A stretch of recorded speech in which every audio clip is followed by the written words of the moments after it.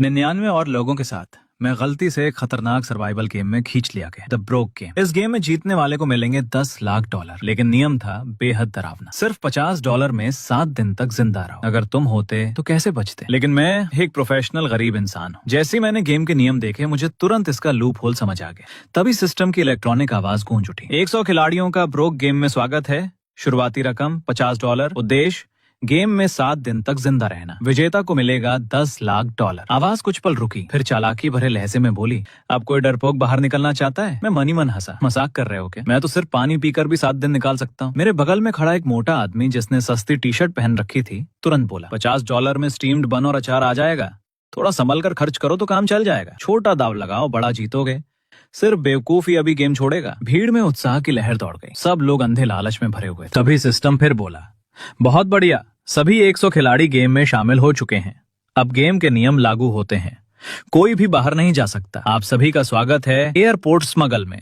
आप सभी को शुभकामनाएं। अचानक तेज सफेद रोशनी चमकी और अगले ही पल मैं खुद को एक विशाल मॉडर्न एयरपोर्ट के बीच खड़ा पाया। एयरपोर्ट इतना बड़ा था कि उसका अंत तक दिखाई नहीं दे रहा था। हर तरफ लोग भाग दौड़ कर रहे थे। ये समझ पाना नामुमकिन था कि कौन खिलाड़ी है और कौन एनपीसी। मेरे गेम अकाउंट में शुरुआती रकम दिखाई दी, $50। साथ ही मेरी स्क्रीन पर 3 मीटर उभर आए। भूख, प्यास और एनर्जी तीनों फिलहाल फुल थे। सामने मुझे एक कन्वीनियंस स्टोर दिखा। मैं तुरंत वहां कीमतें देखने चला गया। जैसे ही मैं फ्रिज के पास पहुंचा, किसी ने रोते हुए चिल्लाया, हे भगवान, पानी की एक बोतल $15 की, ये तो खुली लूट है। मैंने शेल्फ पर रखी चीजें ध्यान से देखी और मेरा दिल बैठ गया। कपकेक $50, सैंडविच $40, स्टीम्ड बन $10 एक। यहाँ तक कि सबसे सस्ता सोडा क्रैकर का पैकेट भी $18 का था। मतलब हर दिन के लिए मेरे पास सिर्फ लगभग $7 थे और उसमें आधी पानी की बोतल भी नहीं खरीद सकता था। वो मोटा आदमी मेरी तरफ देखने लगा। उसके चेहरे पर पूरी निराशा छाई हुई थी। प्लेयर 66, हम तो गए। ये पैसे तो सिर्फ 3 पानी की बोतलें खरीद सकते हैं। 1 हफ्ते में लोग मरने वाले हैं। मैंने गहरी सांस ली। सिस्टम कोई चैरिटी नहीं चला रहा। मुझे पहले से पता था कि ये इतना आसान नहीं होगा। बाकी खिलाड़ी भी दुकान के अंदर घुसने लगे। सबके चेहरे डर और घबराहट से बिगड़ चुके थे। तभी वो मोटा आदमी मुझे एक तरफ खींच कर बोला, प्लेयर 66, मेरा नाम वेड है। प्लेयर 44, चलो टीम बनाते हैं। अगर कोई तुम्हें परेशान करेगा मैं संभाल लूंगा। उसने तुरंत कुछ मार्शल आर्ट्स मूव्स दिखाए। हैरानी की बात थी कि उसके भारी शरीर के बावजूद वो काफी फुर्तीला था। लेकिन जब तक मैं गेम के असली नियम पूरी तरह समझ नहीं लेता, मैं किसी के साथ टीम नहीं बनाना चाहता था। मैंने विनम्रता से मना किया और अकेला ही स्टोर से बाहर निकल गया। सबसे पहली प्राथमिकता मुफ्त पानी ढूंढना। वॉशरूम के बाहर मुझे एक वाटर डिस्पेंसर दिख गया। उसके पास ही 2 खाली प्लास्टिक की बोतलें पड़ी थी। मैंने उन्हें अच्छी तरह धोया, फिर दोनों में पानी भर लिया। पानी का इंतजाम हो गया। खर्च $0। अब बारी थी एनर्जी के सोर्स की। थोड़ी दूर मुझे एक कॉफी शॉप दिखाई थी। कंडीमेंट काउंटर पर सफेद शुगर पैकेट, क्रीमर कप और ब्राउन शुगर करीने से रखे थे। शुगर एक बेहद जरूरी एनर्जी सोर्स है। इमरजेंसी में ये लो ब्लड शुगर से बचा सकती है। मैं बिल्कुल सामान्य चेहरा बनाकर वहां पहुंचा, ऐसे जैसे अपने ही घर से कुछ उठा रहा हूं। 2 सेकंड से भी कम समय में 1 दर्जन शुगर पैकेट और कुछ क्रीमर कप मेरी जेब में गायब हो चुके थे। मैं आराम से कॉफी शॉप से बाहर निकला।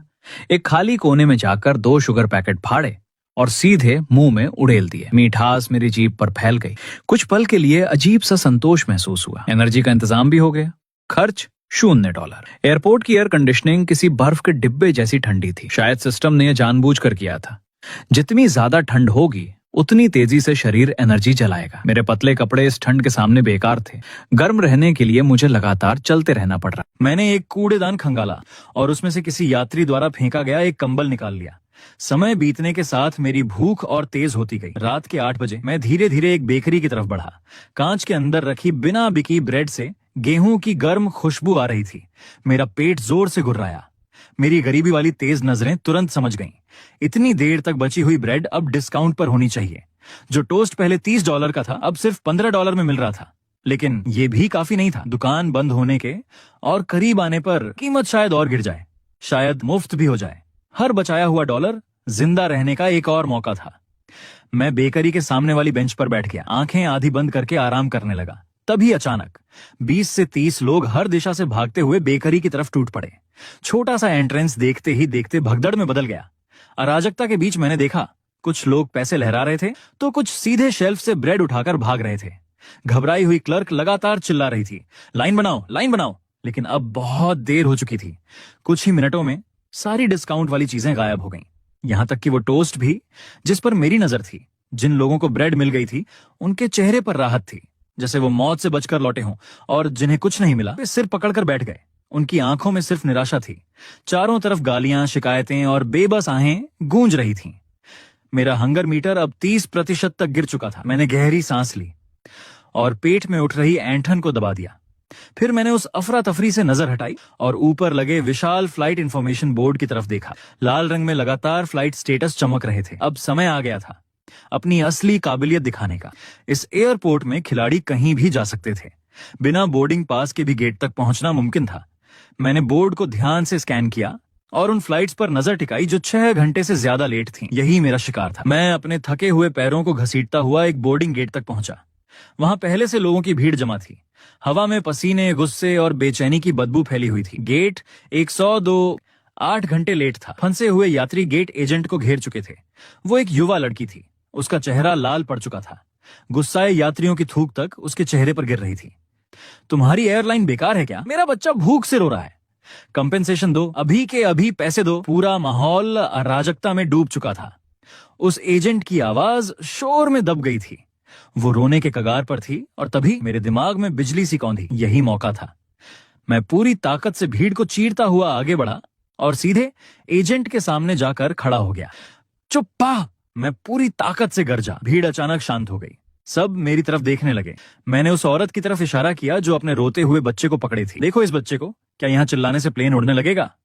गलती एयरलाइन की है, उन्हें जिम्मेदारी लेनी होगी।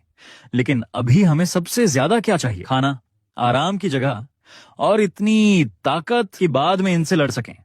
फिर मैं टूट चुकी एजेंट की तरफ मुड़ा। लोग अपना कंट्रोल खो रहे हैं। सबसे पहले इन्हें शांत करो। अभी तुरंत मील वाउचर और होटल वाउचर बांटो। सबको खाना और आराम दो, वरना मामला हाथ से निकल जाएगा। क्या तुम संभाल सकती हो? एजेंट लगभग रोते हुए बोली। मैं बता रही हूँ कि वाउचर मिलेंगे, लेकिन ये लोग सुन नहीं रहे। सबको लाइन में लगकर बोर्डिंग पास दिखाना होगा। ऐसे समय में तुम नियमों की बात कर रही हो? मैंने उसकी बात काट दी। फिर उस माँ की तरफ इशारा किया। देखो वो कितनी थक चुकी है। 8 घंटे से बच्चे को उठाए हुए हैं। अब क्या उसे लाइन में भी खड़ा होना पड़ेगा? मैं उस महिला की तरफ मुड़ा। मैडम, अपना बोर्डिंग पास मुझे दीजिए, मैं आपके लिए ले आता हूँ। मैंने पूरी अथॉरिटी के साथ हाथ आगे बढ़ाया। उसने तुरंत अपना पास मेरे हाथ में थमा दिया, जैसे उसे सहारा मिल गया हो। और फिर भीड़ का असर फैल गया। बुजुर्गों वाले लोग, बच्चों वाले लोग, थके हुए यात्री, सब अपने बोर्डिंग पास मेरे हाथ में देने लगे। कुछ ही सेकंड में मेरे हाथ में दर्जनों पास थे। मैंने उन्हें एजेंट की तरफ बढ़ाया और धीमी आवाज में कहा, जल्दी करो, सबसे जरूरतमंद लोगों को पहले संभालो। खबरों में मामला जाने से बेहतर है ना? और हाँ, 2 एक्स्ट्रा मील वाउचर मुझे दे देना। मैं बच्चों वाले माता पिता को शांत कर दूंगा। सबका फायदा होगा। एजेंट ने कृतज्ञ नजरों से मुझे देखा और तेजी से मशीन चलाने लगी। उसने सारे वाउचर निकाले, फिर चुपके से 2 एक्स्ट्रा वाउचर उसमें डाल दिए। हो गया। मेरा दिल तेजी से धड़क रहा था, लेकिन मेरा चेहरा बिल्कुल शांत था। मैंने तुरंत लोगों को उनके बोर्डिंग पास और वाउचर लौटाने शुरू कर दिए। मैडम, बच्चे को लेकर जाइए और खाना खाइए। सर, ये लीजिए। सब बांटने के बाद मैंने वो 2 एक्स्ट्रा वाउचर अपनी सबसे अंदर वाली जेब में छुपा लिए।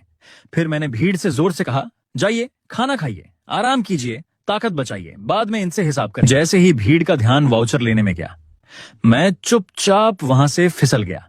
इस गेम में जिंदा रहना है तो बाकियों से बेहतर लूप होल्स ढूंढने होंगे। लाउंज से बाहर निकलते ही मेरी मुलाकात फिर वेड से हुई। वो मासूम मुस्कान के साथ बोला, प्लेयर 66, मैंने सब देखा। तुम तो फिल्मी बॉस की तरह नेगोशिएट कर रहे थे। अब भी हमारी टीम ज्वाइन नहीं करोगे? आगे चलकर तुम्हें दूसरों की मदद की जरूरत पड़ सकती है। सिर्फ एक दिन में उसके आसपास 4 और खिलाड़ी इकट्ठा हो चुके थे, लेकिन मैंने फिर मना कर दिया। मील वाउचर की वजह से मैंने पेट भरकर खाना खाया। मेरा हंगर मीटर फिर फुल हो गया, लेकिन थकान समुद्र की लहर की तरह टूट कर आई। मेरा एनर्जी मीटर 50% से नीचे गिर चुका था। रात के 11 बज चुके थे। एयरपोर्ट अब काफी खाली हो चुका था। ज्यादातर दुकानें बंद हो रही थीं, लाइट्स धीमी पड़ चुकी थीं, और तभी एक अजीब डर पूरे माहौल में फैलने लगा। टर्मिनल की हर बेंच पर आर्म रेस्ट लगे थे ताकि कोई लेटकर सो न सके। एक युवा खिलाड़ी शायद अब और सह नहीं पा रहा था। उसने पतली जैकेट ओढ़ी और फर्श पर गोल होकर सो गया। 2 मिनट भी नहीं बीते थे कि एक तेज रोशनी सीधे उसके चेहरे पर पड़ी। उठो, यहां लेटना मना है। सिक्योरिटी गार्ड की आवाज भावनाहीन थी। उस खिलाड़ी ने एनपीसी को नजरअंदाज किया और करवट लेकर फिर सो गया। अचानक चारों तरफ से सिक्योरिटी गार्ड दौड़ते हुए आए। उन्होंने बिना कुछ बोले उसे उठाया और एयरपोर्ट के बाहर फेंक दिया। तभी पब्लिक स्क्रीन चमकी, प्लेयर 13 एलिमिनेटेड, कारण गेम जोन छोड़ना, कर्ज $10 लाख। इसी तरह कई और खिलाड़ी अलग अलग जगहों से एलिमिनेट होने लगे। सिस्टम हमारी थकान और ठंड का इस्तेमाल कर रहा था ताकि हमारी आखिरी बची समझ भी खत्म हो जाए। मेरा एनर्जी मीटर अब बेहद खतरनाक स्तर पर था। एलिमिनेट होने से बचने के लिए मैंने फटा हुआ कंबल अपने ऊपर डाला और कुर्सी पर बैठे बैठे सो गया। अगली सुबह सूरज की रोशनी ने बताया, सिर्फ एक दिन बीता है। मेरा एनर्जी मीटर मुश्किल से 75% तक पहुंचा था, लेकिन हंगर फिर 50% पर आ गया। मेरे पास अभी 1 मील वाउचर बचा था, इसलिए ज्यादा चिंता नहीं थी। मैंने ठंडा पानी पिया, 2 शुगर पैकेट खाए और फिर शिकार पर निकल पड़ा। अचानक एक खिलाड़ी एक बच्चे पर झपटा और उसका हॉट डॉग छीन लिया। बच्चा जोर जोर से रोने लगा। कुछ ही सेकंड में सिक्योरिटी पहुंच गई। उन्होंने खिलाड़ी को घेर लिया और एयरपोर्ट के बाहर खड़ी पुलिस कार में फेंक दिया। तभी सिस्टम की घोषणा गूंजी, प्लेयर 25 ने एक एनपीसी से खाना छीना, सिक्योरिटी द्वारा एयरपोर्ट से बाहर निकाला गया, एलिमिनेटेड, कर्ज $10 लाख। मैंने तुरंत एक जरूरी बात समझ ली, इस एयरपोर्ट में ऐसा कुछ भी नहीं करना है जिससे सिक्योरिटी का ध्यान तुम पर जाए। लेकिन आज एयरपोर्ट अजीब था, एक भी फ्लाइट लेट नहीं थी। लगता है सिस्टम ने मेरा लूप होल पैच कर दिया था। पूरा दिन मैं एक आम यात्री की तरह टर्मिनल में घूमता रहा। जहां कहीं भी फ्री सैंपल मिलते मैं पहुंच जाता। मैं सिर्फ खाता था, कभी खरीदता नहीं, और जैसे ही दुकानदार को शक होता मैं वहां से गायब हो जाता। इसी तरह किसी तरह शाम निकल गई। डिनर में मैंने अपना आखिरी मील वाउचर इस्तेमाल किया और हंगर मीटर फिर भर लिया। लेकिन आज मेरी एनर्जी और भी कम थी। इस बार मैंने कुर्सी पर सोने का फैसला नहीं किया। मैं एक अंधेरे साइड कॉरिडोर में घुस गया, जहां मैंने पहले एक सोने की खान देखी थी। एक छोड़ा हुआ यूटिलिटी रूम। दरवाजा थोड़ा टूटा हुआ था, अंदर कबाड़ भरा था, लेकिन दरवाजा बंद करो तो वो एक निजी दुनिया बन जाती थी। मैं अंदर घुसा ही था कि धड़ाम, किसी ने दरवाजा लात मारकर खोल दिया। एक लंबा आदमी अंदर आया। उसकी आंखें तिरछी थीं और उसके साथ 2 गुंडे थे। निकल यहां से, अब ये जगह हमारी है। मैंने उसे पहचान लिया। कल बेकरी में वही सबसे हिंसक था। उसने दूसरों के हाथ से ब्रेड तक छीनी थी। मैं समझ गया मैं उससे नहीं लड़ सकता, इसलिए मैंने जगह छोड़ने का फैसला किया। लेकिन जैसे ही मैं दरवाजे तक पहुंचा, उसने अचानक चाकू निकाल लिया। जो कुछ है सब निकाल, वरना पेट फाड़ दूंगा। उनकी आंखों में पागलपन साफ दिख रहा था। वो सच में मुझे मार सकते थे। मेरा दिमाग तेजी से दौड़ने लगा। लड़ूं? नामुमकिन।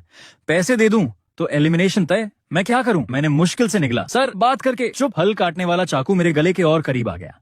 आखिरकार मैंने हार मान ली। मैंने अपने अकाउंट के पूरे $50 उसे ट्रांसफर कर दिए। जब तक मैं जिंदा हूं तब तक उम्मीद बाकी है। उन्होंने पैसे बांटे और मुझे बाहर धक्का देकर दरवाजा बंद कर दिया। अंदर से उनकी हंसी सुनाई दे रही थी। लूटपाट सच में काम करती है। अच्छा हुआ उसने बता दिया कि पैसे लूटने पर एलिमिनेशन नहीं होता। अब पैसे की टेंशन खत्म। मैं चौंक गया। वो कौन था जिसे गेम के नियम इतनी अच्छी तरह पता थे? एनपीसी को लूटना मना था, लेकिन खिलाड़ियों को लूटना, यहां तक कि मारना भी अलाउड था। सिर्फ दूसरे दिन और मैं अपना आखिरी $50 खो चुका था। अब ना पैसे थे ना खाना। क्या मैं बस मौत का इंतजार करूं? तभी पब्लिक स्क्रीन पर एक अनजान मैसेज चमका, लेवल 3, सेक्शन A की बेकरी में आओ, ब्रेड आधी कीमत पर। यूटिलिटी रूम का दरवाजा खुला। वो लंबा आदमी और उसके साथी बाहर निकले। मैं तुरंत छुप गया और चुपचाप उनका पीछा करने लगा। तीनों सीधे कन्वीनियंस स्टोर पहुंचे और चोरी किए सारे पैसे सोडा क्रैकर्स पर उड़ा दिए। पेमेंट कंफर्मेशन की आवाज गूंजी और उसी पल सिस्टम ने घोषणा की, प्लेयर 5, 49 और 61 एलिमिनेटेड, कारण ओवर स्पेंडिंग, कर्ज $10 लाख। लंबा आदमी दर्द से चीखा, लेकिन उसकी आवाज खत्म होने से पहले ही उसका शरीर रोशनी बनकर गायब हो गया। बाकी दोनों भी गायब हो गए। जमीन पर ढेर सारे सोडा क्रैकर्स और ब्रेड गिर गए। मैं तुरंत वहां दौड़ा, अपनी जैकेट उतारी और सारी खाने की चीजें उसमें भर ली। मैं सही था। सिस्टम ने कहा था ओवर स्पेंडिंग पर एलिमिनेशन होगा, लेकिन हर खिलाड़ी के पास सिर्फ $50 थे, तो कोई ओवर स्पेंड कैसे कर सकता था? सिर्फ एक जवाब था, अगर तुम किसी दूसरे खिलाड़ी के पैसे लूटकर $50 से ज्यादा खर्च करते हो तो वो ओवर स्पेंडिंग मानी जाएगी। लेकिन बेकरी में उस आदमी ने ब्रेड छीनी थी और एलिमिनेट नहीं हुआ था, मतलब खाना लूटना अलाउड था। मुझे यकीन था आने वाले दिनों में बाकी लोग भी ये समझ जाएंगे। और फिर खाने के लिए खून खराबा शुरू होगा, इसलिए मुझे ये खाना छुपाना था। मैंने 5 अलग अलग सुरक्षित जगहें ढूंढी और क्रैकर्स को उनमें बांट दिया, हर दिन के लिए एक जगह। अब मैं बाकी 5 दिन आसानी से निकाल सकता था, लेकिन तब तक मेरी एनर्जी फिर बेहद नीचे जा चुकी थी और मैं फिर एक टर्मिनल चेयर पर बैठे बैठे सो गया। गेम का तीसरा दिन शुरू हुआ, तभी पास से एक दर्दनाक खांसी की आवाज गूंजी। सबकी नजरें उधर मुड़ गईं। वो प्लेयर 47 थी, कमजोर दिखने वाली लड़की। वो ठंडी लोहे की बेंच पर कांप रही थी, उसका चेहरा बुखार से लाल था। उसका बॉयफ्रेंड, जो खुद भी खिलाड़ी था, उसे घृणा से देखने लगा। तुम्हें क्या हुआ? बुखार है? 7वें दिन से पहले मरने की हिम्मत मत करना। प्लेयर 47 ने कांपती आवाज में कहा, मुझे बहुत ठंड लग रही है, बहुत दर्द हो रहा है। एरन, क्या तुम मुझे गले लगा सकते हो? बिल्कुल नहीं। कहीं मुझे भी बीमारी लग गई तो? अचानक पूरे टर्मिनल में तेज अलार्म बज उठा। भारी कदमों की आवाजें दूर कॉरिडोर से आने लगीं। सफेद हाजमैट सूट पहने क्वारंटीन ऑफिसर अंदर घुसे और आसानी से प्लेयर 47 को उठा लिया। मुझे छोड़ दो, मैं एलिमिनेट नहीं होना चाहती। एरन, मदद करो, प्लीज मदद करो। लेकिन एरन ने उसकी तरफ देखा तक नहीं, वो बस मुड़ा और भाग गया। क्वारंटीन ऑफिसर्स ने उसकी चीखों को पूरी तरह नजरअंदाज कर दिया। वे उसे स्ट्रेचर पर डालकर ले गए और बाकी खिलाड़ी डर से जमे हुए बस देखते रह गए। कुछ ही सेकंड बाद सिस्टम की आवाज गूंजी, प्लेयर 47 जन स्वास्थ्य के लिए गंभीर खतरा घोषित, क्वारंटीन हेतु गेम जोन से जबरन हटाया गया, एलिमिनेटेड, कर्ज $10 लाख। प्लेयर 87 जन स्वास्थ्य के लिए गंभीर खतरा घोषित, क्वारंटीन हेतु गेम जोन से जबरन हटाया गया, एलिमिनेटेड, कर्ज $10 लाख। खिलाड़ियों ने एक दूसरे की तरफ देखा, हर चेहरे पर शक था। प्लेयर 87 वही था जिसने कल कूड़ेदान से खाना निकाला था। आज उसे भयंकर दस्त हो रहे थे, मतलब जुकाम हुआ तो बाहर, दस्त हुए तो बाहर। अगला नंबर किसका होगा? अब तो कोई हल्की खांसी भी करता या सिर्फ गला साफ करता तो लोगों की धड़कनें तेज हो जाती। मैंने एक और नियम सीख लिया, तुम बीमार नहीं पड़ सकते। हल्का सा सर्दी जुकाम या मामूली पेट खराब भी गेम जोन से बाहर फेंकने के लिए काफी है। मैंने वो दिन चोरी की हुई ब्रेड और क्रैकर्स पर गुजारा। आज एयरपोर्ट और भी ज्यादा ठंडा था, मानो पूरा एयरपोर्ट एक विशाल फ्रीजर बन गया हो। मुझे कूड़ेदान में एक थर्मल इमरजेंसी ब्लैंकेट मिल गया, वही जो पहाड़ों पर ट्रैकिंग करने वाले लोग इस्तेमाल करते हैं। उसे ओढ़ते ही आखिरकार मेरे शरीर को थोड़ी गर्मी मिली। चौथा दिन शुरू हुआ और एलिमिनेशन लगातार बढ़ते जा रहे थे। सुबह सुबह मैं उठा और आज के लिए छुपा कर रखा हुआ खाना लेने निकल पड़ा। मैं भीड़ से बचते हुए उस पहली जगह पहुंचा, एक दूर पड़े वॉशरूम के पीछे, विशाल गमले और दीवार के बीच की संकरी दरार। मैं झुका और हाथ अंदर डाला, खाली। वहां कुछ भी नहीं था। मेरा दिल डूब गया। मैंने दोबारा टटोला और ध्यान से देखा, क्रैकर के रैपर का एक टुकड़ा तक नहीं बचा था। मैं बिना समय गंवाए दूसरी जगह भागा, वहां भी कुछ नहीं। तीसरी जगह खाली, चौथी जगह खाली। मेरे सारे छुपाए हुए खाने एक ही रात में गायब हो चुके थे। ब्रेड के बैग, सोडा क्रैकर्स, सब कुछ जैसे कभी वहां था ही नहीं। मेरा जीतने वाला पूरा प्लान एक झटके में टूट गया। एक ही रात में मेरी हर छुपी जगह ढूंढ लेना और बिना कोई निशान छोड़े सब साफ कर देना, ये किसी आम खिलाड़ी का काम नहीं था। कौन मुझे इतने समय से देख रहा था? मेरी उम्मीदें पूरी तरह टूट गईं। मैं फिर बेशर्मी से फ्री सैंपल्स ढूंढने लगा, लेकिन अब बाकी खिलाड़ी भी वही कर रहे थे। दुकानदार समझ चुके थे, उन्होंने सारे फ्री सैंपल हटा दिए थे। यहां तक कि कॉफी शॉप का कंडिमेंट काउंटर भी खाली था। सारे शुगर पैकेट लॉक कर दिए गए थे। अब कूड़ेदान ही युद्ध भूमि बन चुके थे। कई खिलाड़ी अभी भी दस्त होने का रिस्क लेकर कूड़े से खाना निकाल रहे थे, लेकिन जब तक मैं पहुंचता टुकड़े तक नहीं बचते। किसी तरह रात के 10 बजे तक मैंने खुद को जिंदा रखा। मेरे सारे मीटर लाल चमक रहे थे। तभी मैं एयरपोर्ट के लग्जरी स्टोर्स की तरफ बढ़ा। पास खड़े खिलाड़ी फुसफुसाने लगे, ये पक्का एलिमिनेट होने वाला है, लग्जरी स्टोर में जाकर क्या करेगा? मैंने पास के कूड़ेदान से कुछ फेंके हुए बैग और बॉक्स निकाले। कई यात्री टैक्स बचाने के लिए उड़ान से पहले बॉक्स फेंक देते हैं। मैंने सबसे सही हालत वाले बैग में वो बॉक्स सावधानी से रखे और उसे हाथ में पकड़ लिया। पहले दिन की तलाश के दौरान मैंने एक बेहद खास चीज खोजी थी। डिपार्चर हॉल की पहली मंजिल पर एक हॉटपॉट रेस्टोरेंट खुला हुआ था और अब मैं वहीं जा रहा था, फ्री आराम और फ्री खाना लेने। मैंने भारी कांच का दरवाजा खोला। गर्म हवा और बीफ ब्रॉथ की खुशबू मेरे चेहरे से टकराई। एक वेट्रेस मीठी मुस्कान के साथ मेरी तरफ आई। वेलकम सर, कितने लोग? 2। मैंने बेहद कैजुअली वो महंगा दिखने वाला लग्जरी बैग कुर्सी पर रखा। कोई शांत जगह दीजिए, मैं किसी का इंतजार कर रहा हूँ। उसकी नजर मेरे बैग पर गई, उसकी मुस्कान और चौड़ी हो गई। बिल्कुल सर, इधर आइए। इतना महंगा सामान खरीदने वाला इंसान भला कोई फ्री लोडर गरीब कैसे हो सकता है? वो मुझे एक सेमी प्राइवेट बूथ तक ले गई, जहां मुलायम सोफा सीटें थीं, बहुत प्राइवेट। जैसे ही मैं बैठा, मैंने फोन निकाला और तेजी से स्क्रीन पर उंगलियां चलाने लगा। फिर मैंने एक ऐसा नंबर डायल किया जो असल में था ही नहीं। कॉल कनेक्ट होते ही मेरी रोती हुई आवाज पूरे शांत इलाके में गूंज उठी। मैं एयरपोर्ट के हॉटपॉट रेस्टोरेंट में तुम्हारा इंतजार कर रहा हूँ। मैंने पेरिस की सुबह 3 बजे की फ्लाइट बुक कर ली है। अगर तुम नहीं आई तो इस जिंदगी में मुझे दोबारा कभी नहीं देख पाओगी। मैंने जोर से फोन टेबल पर पटक दिया और अगले ही पल मेरी आंखों में आंसू भर आए। वेट्रेस तुरंत भागकर आई।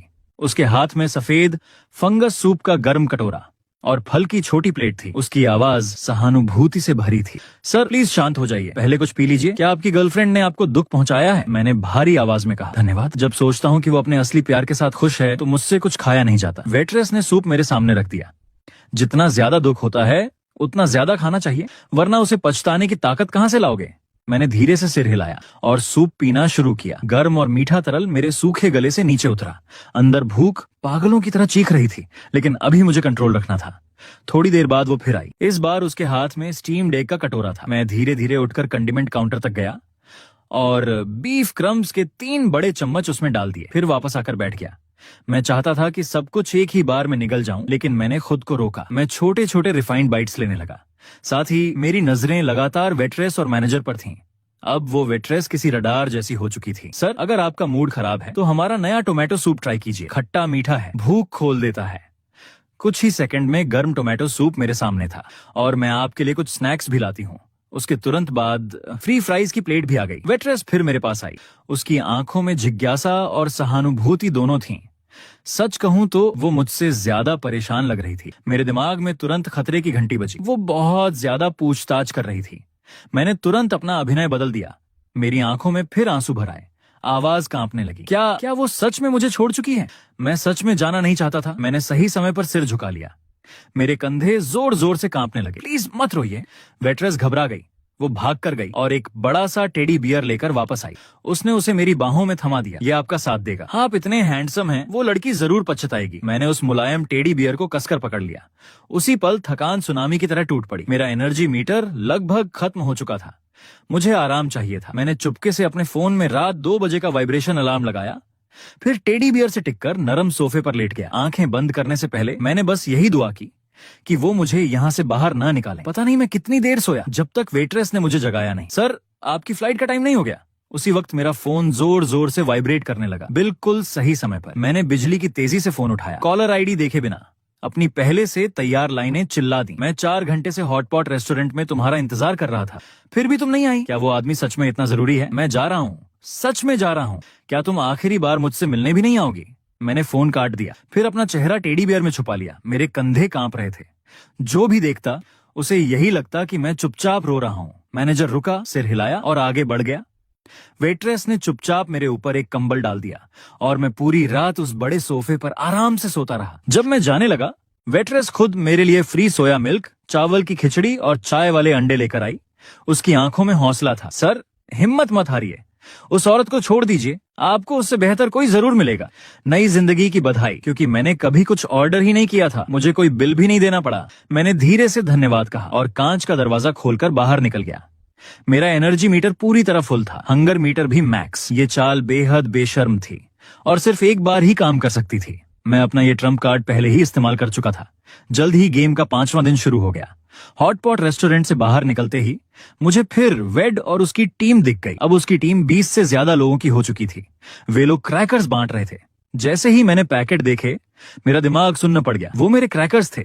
मैंने हर पैकेट के कोने को जानबूझकर थोड़ा फाड़ा था, पहचान के लिए। मैं गुस्से में उनके पास पहुंचा। वेड, तुमने मेरे क्रैकर्स चुराए। वेड शांत मुस्कुराया। गुस्सा मत हो, मैंने तुम्हें टीम ज्वाइन करने को कहा था, तुमने मना कर दिया। उन्हें वापस करो। वो हल्का सा हंसा। मेरे साथियों को देखो, क्या तुम्हें लगता है ये लोग वापस करना चाहते हैं? उसने पीछे इशारा किया। 20 से ज्यादा आंखें लालच से चमक रही थीं। मैंने उसके दिए हुए एक क्रैकर को उठाया और धीरे से पीछे हट गया। क्या अब भी मैं तुम्हारी टीम ज्वाइन कर सकता हूँ? प्लेयर 66। अब बहुत देर हो चुकी है। वेड की मुस्कान बेहद नरम और मासूम दिख रही थी, लेकिन उसके शब्द बर्फ जैसे ठंडे थे। ये गेम कभी अकेले खेलने के लिए बना ही नहीं था। खिलाड़ी सिर्फ टीम बनाकर दूसरों के संसाधन छीनकर ही बच सकते हैं। तुम्हारे पास अब न पैसा है, न खाना, न किसी के लिए कोई कीमत। तो अब तुम सिर्फ इंतजार कर सकते हो। कुछ कहना है? उसी पल सिस्टम की घोषणा गूंजी। सभी खिलाड़ियों का दिन 5 में स्वागत है। गेम को और मनोरंजक बनाने के लिए आज से एयरपोर्ट के सभी वाटर डिस्पेंसर बंद किए जाते हैं। वॉशरूम का पानी दूषित है, इसे इस्तेमाल न करें। पब्लिक स्क्रीन तुरंत गालियों और चीखों से भर गई। मनोरंजन, तुम पागल हो क्या? 3 दिन बिना पानी, तुम हमें मारना चाहते हो। वेड की टीम में भी घबराहट फैल गई। खाना जरूरी था, लेकिन पानी उससे भी ज्यादा खतरनाक करेंसी बन चुका था। लेकिन वेड बिल्कुल शांत था। उसने हाथ उठाकर सबको चुप कराया। इतना डर क्यों रहे हो? बस पानी ही तो है। उसने मुझे तिरछी नजर से देखा, फिर बोला, बाकी खिलाड़ियों के पास पानी है, जाकर छीन लो। मेरा दिल बैठ गया, लेकिन अब भागने में देर हो चुकी थी। 20 से ज्यादा खून उतर चुकी आंखें मुझ पर टिक गईं, और अगले ही पल पूरी भीड़ शिकारी कुत्तों की तरह मेरी तरफ टूट पड़ी। छोड़ो, ये मेरा है। मैंने अपना बैग कसकर पकड़ा, लेकिन 4 हाथ 2 हाथों से ज्यादा ताकतवर थे। बैग की स्ट्रैप फट गई, जिप टूट गई, 2 भारी पानी की बोतलें बेरहमी से छीन ली गईं। मेरे आखिरी शुगर पैकेट जमीन पर बिखर गए और तुरंत उठा लिए गए। मुझे जमीन पर धक्का दे दिया गया। वह ठंडी आवाज में बोला, तुझे जिंदा छोड़ रहे हैं, यही काफी दया है, अब निकल। मैं तुरंत उठा और भाग पड़ा। वेट से बचने के लिए नहीं, पानी तक पहुंचने के लिए। मुझे उस जगह तक पहुंचना था उससे पहले कि बाकी खिलाड़ियों को समझ आए। Liquid disposal zone. Airport security नियमों के मुताबिक 100 मिलीलीटर से ज्यादा तरल पदार्थ ले जाना मना था, इसलिए सिक्योरिटी चेक पॉइंट पर यात्री अपनी पानी की बोतलें, ड्रिंक्स और जूस फेंक देते थे। वहीं खास डिब्बों में इस वक्त घरेलू उड़ानों के चेक पॉइंट पर 3 बड़े पारदर्शी प्लास्टिक बिन रखे थे, आधे पिए हुए और कई अनखुले बोतलों से भरे हुए। पास में 2 सिक्योरिटी असिस्टेंट एनपीसी खड़े थे। खुलेआम उन बिन्स में हाथ डालना नामुमकिन था, सीधा सिक्योरिटी अलर्ट हो जाता। लेकिन मेरे पास वक्त नहीं था, मौका हाथ से निकल रहा था। मैंने तुरंत अपना चेहरा दुख और घबराहट से भर लिया और सीधे चेक पॉइंट की तरफ बढ़ गया। एक्सक्यूज मी, रास्ता दीजिए। मेरी आवाज कांप रही थी, आंसुओं से भरी हुई। सर, लाइन में आइए। एक सिक्योरिटी असिस्टेंट ने मुझे रोका। मैं तेजी से बोला, सॉरी सर, बहुत सॉरी। मैंने बिन्स की तरफ इशारा किया। मुझे लगता है मेरी अंगूठी वहां गिर गई। वो मेरी दादी की आखिरी निशानी है। प्लीज बस 1 मिनट देखने दीजिए। मेरी आंखों से सच में आंसू गिरने लगे। मैं पूरी तरह ईमानदार लग रहा था। सिक्योरिटी असिस्टेंट कुछ पल झिझका, फिर हट गया। जल्दी करो, लाइन डिस्टर्ब मत करना। थैंक यू सर, मैंने बार बार धन्यवाद कहा और तुरंत बिन्स पर टूट पड़ा। मैं बैग्स हटाकर देखता हूँ ताकि किसी को परेशानी न हो। मैंने चुपचाप 3 बड़े कचरे के बैग निकाले और उन्हें उस जगह ले गया जहां सिक्योरिटी की नजर नहीं पहुंच रही थी। मेरी आंखें चमक उठी। इतना पानी आसानी से 3 दिन निकाल सकता था। मैंने तुरंत एक बैग खाली किया और उसमें अनखुली बोतलें भर ली, फिर तेजी से वहां से निकल गया। मेरा दिल ऐसे धड़क रहा था मानो सीने से बाहर आ जाएगा। मैंने रुकने की हिम्मत नहीं की। सीधे पास के एक सुनसान वॉशरूम में घुसा और दरवाजा लॉक कर लिया। मैं किसी खिलाड़ी को ये नहीं जानने दे सकता कि मेरे पास इतना पानी है। मैं टॉयलेट सीट पर चढ़ा, सीलिंग टाइल हटाई और कुछ पानी ऊपर छुपा दिया। फिर बाकी पानी भी अलग अलग जगहों पर छुपा दिया।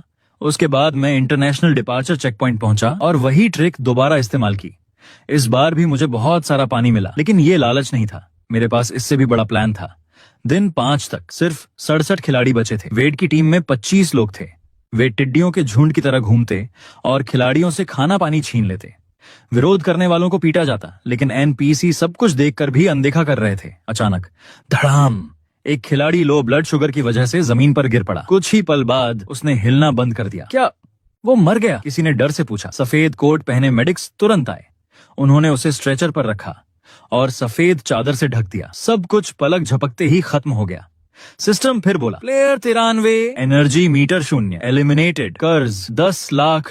आज बहुत ज्यादा एलिमिनेशन हो रहे थे, संख्या तेजी से घट रही थी। मुझे सही अलायंस ढूंढना था, एक ऐसी टीम जो वेड का सामना कर सके। पिछले कुछ दिनों के चेहरे मेरे दिमाग में घूमने लगे और उनमें से कुछ खास लोग उभर कर सामने आए। एक 6 लोगों की टीम जिसे प्लेयर 48 लीड कर रहा था। उसके बाकी साथी भी मजबूत और भरोसेमंद लग रहे थे। मैं उन्हें अराइवल हॉल में ढूंढकर कुछ देर देखता रहा। उनकी हालत अच्छी नहीं थी। एक आदमी के होंठ फट चुके थे, दूसरा बार बार अपने होंठ चाट रहा था। स्पष्ट था उनके पास पानी खत्म हो रहा था। यही मेरा मौका था। मैं लग्जरी बैग लेकर उनके पास पहुंचा। हेलो, मेरा नाम लियो है, प्लेयर 66। मैं आपकी टीम ज्वाइन करना चाहता हूँ। प्लेयर 48 खड़ा हुआ। उसने सावधानी से मुझे देखा। दफा हो जाओ, हम नए लोग नहीं ले रहे। मैंने बैग उसकी तरफ बढ़ा दिया। अंदर 3 पानी की बोतलें थीं। उनकी आंखें चमक उठी। मैंने शांत आवाज में कहा, मैं ईमानदार हूँ, मेरे पास सुरक्षित पानी का स्रोत है। मैं टीम की बेसिक पानी की जरूरत पूरी कर सकता हूँ। बदले में मैं टीम में शामिल होना चाहता हूँ और खाना शेयर करूंगा। तुम्हारे पास कितना पानी है?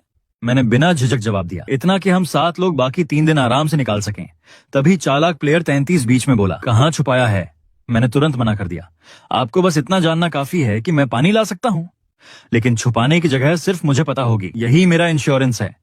प्लेयर 48 ने अपनी टीम की तरफ देखा। सबने एक दूसरे को देखा, फिर उसने फैसला किया, ठीक है लियो, टीम में स्वागत है। मेरा नाम डेमन है। हमारी टीम का एक नियम है, कभी अपने साथी को धोखा मत देना। उसने हाथ आगे बढ़ाया, मैंने सिर हिलाया। साथ काम करके खुशी होगी। छठे दिन की सुबह कोई उम्मीद नहीं लाई, सिर्फ और गहरा डर। मैं अकेला सिक्योरिटी एरिया की तरफ गया। उम्मीद थी थोड़ा और पानी मिल जाएगा, लेकिन इस बार वहां 5 गार्ड खड़े थे। उनकी नजरें सीधे डिस्पोजल बिन्स पर थीं। सिस्टम ने ये रास्ता भी बंद कर दिया था। अब आखिरी भरोसेमंद पानी का स्रोत खत्म हो चुका था। कल प्यास से तड़प रहे कई खिलाड़ी आखिरकार वॉशरूम का पानी पीने पर मजबूर हो गए, और दूषित पानी की वजह से वे सब एलिमिनेट हो गए। तभी अचानक एयरपोर्ट में घोषणा गूंजी, एलिमिनेशन तेज करने और अंतिम मुकाबले की तैयारी हेतु सर्वाइवल एलिमिनेशन मोड अब एक्टिव है। आज रात 12 बजे जिन 20 खिलाड़ियों के हंगर, थर्स्ट और एनर्जी मीटर का कुल स्कोर सबसे कम होगा, उन्हें एलिमिनेट कर दिया जाएगा। साथ ही टर्मिनल 3 में 3 इमरजेंसी सप्लाई क्रेट्स रैंडम जगहों पर स्पॉन होंगे। उनमें खाना, पानी और थोड़ी दवाइयां होंगी। हर लोकेशन पूरे मैप पर सिर्फ एक बार ब्रॉडकास्ट की जाएगी। पब्लिक स्क्रीन तुरंत चीखों और गालियों से भर गई। यह घटिया सिस्टम हम सबको कर्ज में डुबोना चाहता है। हम सबके साथ खेला गया है। पहले पानी छीना, अब हमें एक दूसरे के खिलाफ खड़ा कर रहा है। हमारी टीम में भी घबराहट फैल गई। सब शांत रहो। टर्मिनल 3 जाना मतलब आत्महत्या है। लेकिन सच यही था, वेड की टीम सबसे बड़ी थी और सप्लाई क्रेट्स पर कब्जा करने की सबसे ज्यादा संभावना भी उन्हीं की थी। अब सिर्फ 45 खिलाड़ी बचे थे और उनमें से अकेले वेड के पास 25 लोग थे। मतलब अगर बाकी 20 खिलाड़ियों के मीटर अचानक चमत्कारिक तरीके से नहीं बढ़े तो आज रात आधी रात को सामूहिक एलिमिनेशन तय था। हम किसी भी हालत में वेड की टीम को कोई क्रेट नहीं लेने दे सकते थे। डेमन ने मेरी तरफ देखा, लियो बताओ, ऐसी डेडलॉक सिचुएशन में एक गरीब इंसान कैसे बचता है? मैंने धीमे से कहा, गरीब इंसान कभी सामने से लड़ाई नहीं लड़ता। वो लूपहोल्स ढूंढता है, दरारें खोजता है, अराजकता पैदा करता है और उसी आग में फायदा उठाता है। तभी सिस्टम की आवाज गूंजी, पहला इमरजेंसी सप्लाई क्रेट स्पॉन हो चुका है। Terminal 3, level B2, staff break room. दूर दूर से भारी कदमों की आवाजें गूंजने लगीं। वेड की पूरी टीम झुंड की तरह टर्मिनल 3 की तरफ दौड़ पड़ी। डेमन भी हमारी टीम को लेकर निकलने लगा। हमें उनसे पहले पहुंचना होगा। रुको, मैंने उसका हाथ पकड़ लिया। लोकेशन स्टाफ ब्रेक रूम है। तुम जानते हो इसका मतलब क्या है? मैं कुछ सेकंड रुका, फिर बोला, पहला क्रेट एक जाल है। जो भी सबसे पहले वहां घुसेगा वो एलिमिनेट होगा। सबकी आंखें सिकुड़ गईं। मैंने समझाया, सिस्टम लगातार एक नियम मजबूत कर रहा है। एनपीसी रूल्स कभी नहीं तोड़े जा सकते। स्टाफ एरिया फॉरबिडन जोन है। कोई आम खिलाड़ी वहां घुसा तो इल्लीगल एंट्री मानकर सिस्टम उसे तुरंत खत्म कर देगा। मैंने ईथन और मिया को स्काउटिंग के लिए भेजा। कुछ देर बाद वे लौटे। तुम सही थे, वेड ने किसी को अंदर नहीं भेजा। उसने अपनी टीम को रास्तों पर फैला दिया है। वो खुद क्रेट को छुए बिना बाकियों को रोकना चाहता है। मैं हल्का सा मुस्कुराया। Classic blockade strategy. पास कुछ अकेले खिलाड़ी घूम रहे थे। उनकी आंखों में पागलपन था। उनके मीटर शायद सबसे नीचे थे और ऐसे लोग सबसे आसान मोहरे होते हैं। मैं एक पिलर के पीछे छिप गया और टीम से फुसफुसाया, स्टाफ ब्रेक रूम की की कार्ड उसके बगल वाले फायर कैबिनेट में है। सब चौंक गए। सच में? मैंने तुरंत कहा, धीरे बोलो। लेकिन देर हो चुकी थी। एक अकेले खिलाड़ी ने हमारी बात सुन ली। उसकी आंखें चमक उठीं। वो पागलों की तरह फायर कैबिनेट की तरफ भागा। उसे रोको, वेड चिल्लाया। लेकिन खिलाड़ी पहले ही कैबिनेट खोल चुका था। अंदर कोई की कार्ड नहीं थी और अगले ही सेकंड पूरे B2 में फायर अलार्म गूंज उठा। 6 फुली आर्म्ड गार्ड्स बिजली की तरह वहां पहुंचे। उन्होंने वेड की टीम और उस खिलाड़ी सभी को रायट फॉक्स से दबोच लिया और घसीटते हुए बाहर ले गए। एलिमिनेशन की घोषणाएं लगातार आने लगीं। वेड ने एक ही झटके में 5 लोग खो दिए। उसकी टीम अब सिर्फ 20 पर रह गई थी और उन्हें क्रेट से कुछ नहीं मिला। उसी समय सिस्टम की दूसरी घोषणा आई, दूसरा इमरजेंसी सप्लाई क्रेट स्पॉन हो चुका है। Terminal 3, level L3, VIP lounge entrance. VIP lounge, जहां सिक्योरिटी और भी ज्यादा सख्त थी। L3 जाने वाली एलिवेटर पहले से वेड के लोगों ने घेर रखी थी। सिल्वर रंग का क्रेट कॉफी टेबल पर साफ चमक रहा था। मिया घबराकर बोली, अब क्या करेंगे? हम पास भी नहीं जा सकते। मैंने अपना फोन उसकी तरफ बढ़ा दिया। इसे लॉस्ट और फाउंड में जमा कर दो। वो चौंक गई। क्या? बस जल्दी करो। आधे घंटे बाद मैं खुद लॉस्ट एंड फाउंड पहुंचा। चेहरे पर नकली घबराहट थी। मेरा फोन खो गया और मेरा वीआईपी कार्ड भी। असल में मैंने पहले ही ऑब्जर्व किया था कि वीआईपी लाउंज में जाने के लिए ब्लैक वीआईपी कार्ड चाहिए होता है। इतने बड़े एयरपोर्ट में किसी ना किसी का कार्ड जरूर खोया होगा। मैंने डिस्क्रिप्शन दिया और स्टाफ को सच में एक वीआईपी कार्ड मिल गया। क्या ये आपका है? हाँ, यही है। मैंने खुशी दिखाते हुए कार्ड पकड़ लिया, लेकिन स्टाफ ने रोक लिया। Ownership proof? उसी वक्त मार्कस ने स्टाफ का ध्यान भटका दिया और मैंने मौका देखकर फोन फेस अनलॉक से खोला और वीआईपी कार्ड की फोटो दिखा दी। सब मैच हो गया। स्टाफ ने मुझे जाने दिया। मैं सीधे वीआईपी रिसेप्शन की तरफ बढ़ा। उसी समय कुछ असली वीआईपी पैसेंजर्स शटल कार्ट में लाउंज जा रहे थे। मैं भी चुपचाप उनके बीच बैठ गया और वेड के गार्ड्स की नजरों के सामने से निकल गया। एंट्रेंस पर गार्ड ने कार्ड स्वाइप किया। ग्रीन लाइट चमकी। Welcome platinum member. दरवाजे खुल गए। तभी दूर से वेड चीखा, उसने वो कार्ड चुराया है। मैंने मन ही मन गाली दी। ये मोटा कमीना सच में चालाक है। उधर डेमन और हमारी टीम एलिवेटर के पास वेड के लोगों से भिड़ चुके थे। 6 बनाम 10। इतना बुरा रेशो नहीं था। और उसी केओस का फायदा उठाकर मैं अंदर घुस गया और क्रेट पकड़ लिया। तभी सिस्टम की आवाज गूंजी, बधाई हो प्लेयर 66, क्रेट प्राप्त कर लिया गया है। इसके अंदर की चीजें सिर्फ उन्हीं खिलाड़ियों द्वारा इस्तेमाल की जा सकती हैं जिन्हें प्लेयर 66 अनुमति देगा। अनऑथराइज्ड अज़्योर इनवैलिड है। मेरे कानों में वो आवाज किसी फरिश्ते जैसी लगी। तभी तीसरे क्रेट की घोषणा हुई। तीसरा इमरजेंसी सप्लाई क्रेट टर्मिनल 3 के सेंट्रल इंफॉर्मेशन डेस्क के ऊपर स्पॉन हुआ है। यह खुला क्षेत्र है। कोई रिस्ट्रिक्टेड जोन नहीं, कोई ट्रैप नहीं। यह सिर्फ स्पीड और वायलेंस की लड़ाई होगी। वेड ने तुरंत फाइट छोड़ दी। उसने अपनी पूरी टीम इंफॉर्मेशन डेस्क की तरफ मोड़ दी। अब वीआईपी लाउंज लगभग खाली था। मैं क्रेट लेकर बाहर निकला। अंदर इतना खाना और पानी था कि हमारी 7 लोगों की टीम एक दिन आराम से निकाल सकती थी। एक बार हमारे 3 मीटर रिफिल हो गए तो आज रात एलिमिनेशन नामुमकिन था। डेमन ने मेरी तरफ देखा। लियो, आज हम जिंदा हैं तो सिर्फ तुम्हारी वजह से। बाकी खिलाड़ी तीसरे क्रेट के लिए जानवरों की तरह लड़ रहे थे, लेकिन हम शांत बैठकर खाना और पानी भर रहे थे। आखिरी क्रेट के लिए वेड ने सारी इंसानियत छोड़ दी।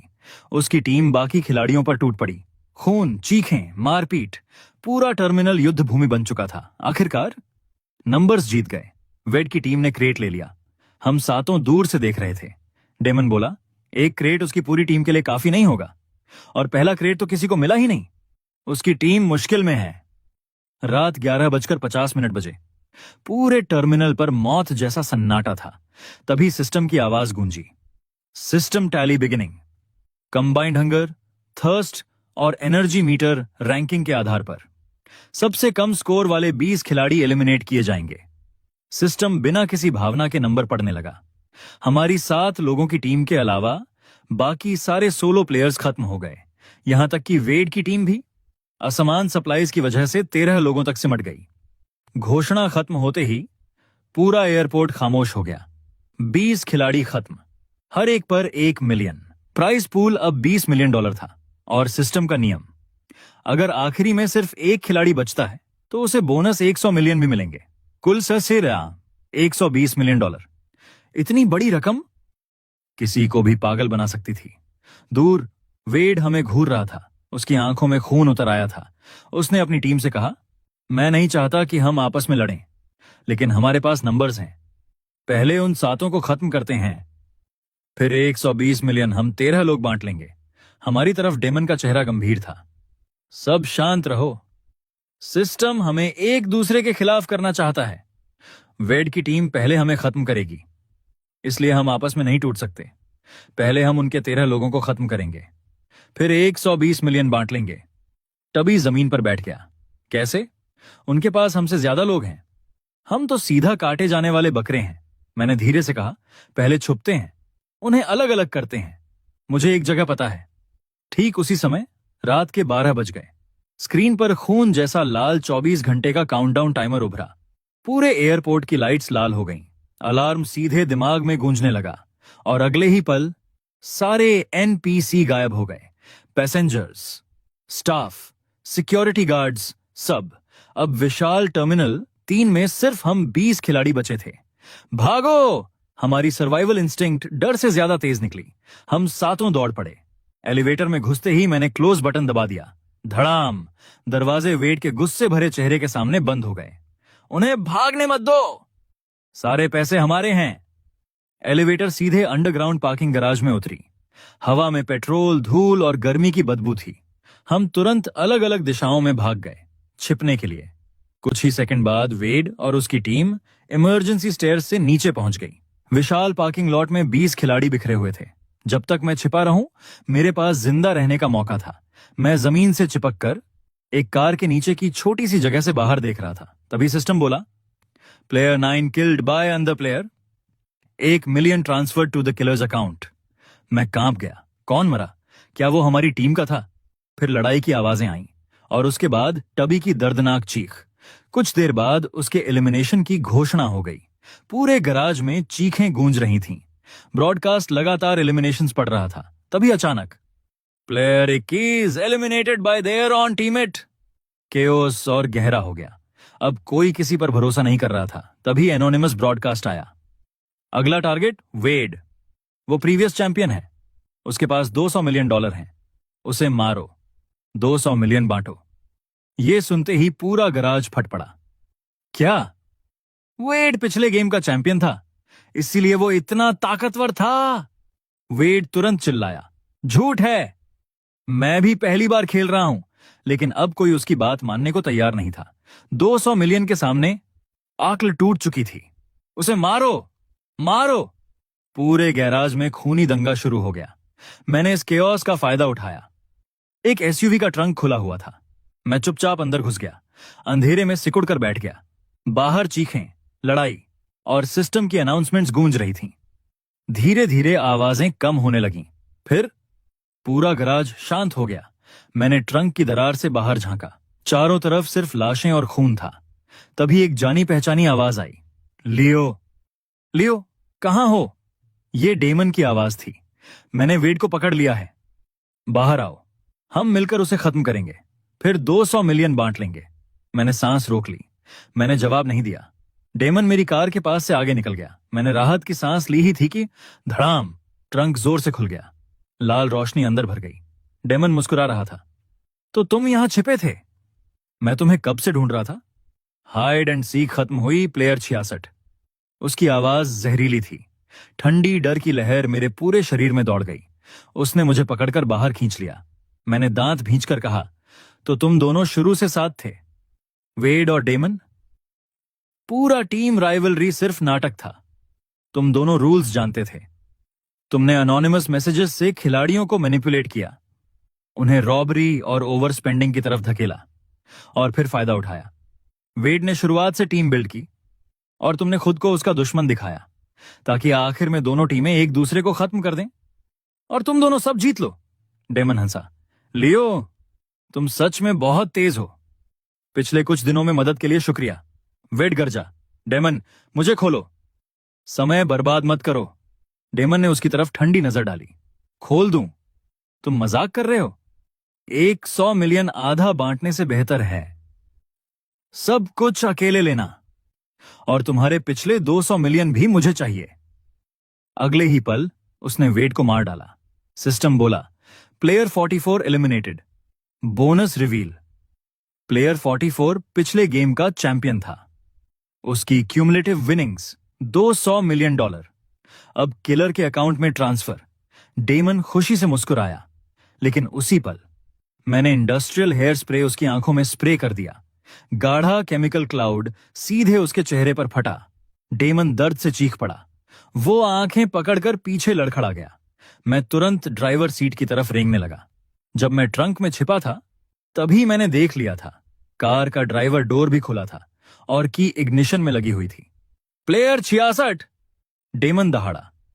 मैं तुम्हारी खाल उधेड़ दूंगा। वो दर्द सहते हुए पागलों की तरह मेरी तरफ दौड़ा। उसका डैगर मेरे सिर को हल्का सा छूकर सीट में धंस गया। मैंने की घुमाई। वूम! इंजन गरज उठा। मैंने तुरंत गियर ड्राइव में डाला। और पूरी ताकत से एक्सेलरेटर दबा दिया। डेमन को उम्मीद ही नहीं थी कि कार अचानक स्टार्ट हो जाएगी। धड़ाम! कार ने उसे हवा में उछाल दिया। वो जमीन पर गिरा, लेकिन फिर भी उठने की कोशिश करने लगा। मैंने रिवर्स गियर डाला और कार उसके ऊपर चढ़ा दी। कुछ सेकंड बाद सिस्टम ने आखिरी फैसला सुनाया। Player 48 eliminated. Bonus reveal. Player 48 पिछले गेम का चैंपियन था। उसकी क्यूमुलेटिव विनिंग्स $180 मिलियन। अब किलर के अकाउंट में ट्रांसफर। Surviving players 1। बधाई हो प्लेयर 66, आप इस राउंड के सोल चैंपियन हैं। Airport smuggle round complete. इस राउंड की winnings $120 million plus 200 million plus 180 million, total $500 million. मैं मुश्किल से ड्राइवर सीट के नीचे से बाहर निकला। तेल, धूल और खून से लथपथ। कोई खुशी नहीं थी, सिर्फ हड्डियों तक उतर चुकी थकान और सर्वाइवर की खाली सुन्नता। धीरे धीरे लाल लाइट्स बुझने लगीं। अलार्म बंद हो गए। एक सफेद रोशनी चमकी और अगले ही पल मैं फिर उसी खाली सफेद वॉइड में खड़ा था जहां गेम शुरू हुआ था। सिस्टम ने मेरे कान में फुसफुसाया, अब तुम्हारे पास $500 मिलियन हैं। अच्छी जिंदगी जियो, लेकिन नियमों के अनुसार चैंपियंस को गेम छोड़ने की अनुमति नहीं है, वरना तुम पर $500 मिलियन का कर्ज चढ़ जाएगा। सफेद रोशनी धीरे धीरे फीकी पड़ने लगी और अचानक मेरे आसपास फिर 100 लोग खड़े थे। सबके चेहरे पर डर और उलझन थी। तभी सिस्टम की वही जानी पहचानी आवाज गूंजी, welcome 100 players to the broke game. Starting funds $50। Objective survive 60 days. The winner gets $1 million. Hello guys, तो आपको ये एनिमे वीडियो कैसा लगा प्लीज़ कमेंट करके ज़रूर बताएं और प्लीज़ दोस्तों मुझे सपोर्ट करें प्लीज़।